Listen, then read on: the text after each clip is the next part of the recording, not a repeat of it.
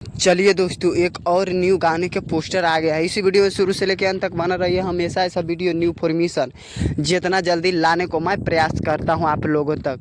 Money Miraj के गाना है जो बवाल और धमाल भोजपुरी इंडस्ट्री में मचा रहा है। मानिए, मनी मिराज जब भी गाना कोई गाना लेके आते नहीं, चाहे आज के गाना उठा के देखिए, चाहे पहले के साल भर पहले के गाना उठा कर देखिए, जो मनी मिराज के बवाल गाना भोजपुरी इंडस्ट्री में मचाते रहे। कोई भी गाना रहे, कॉमेडी के माध्यम से, गाना के माध्यम से बवाल भोजपुरी इंडस्ट्री में मचाते रहिए।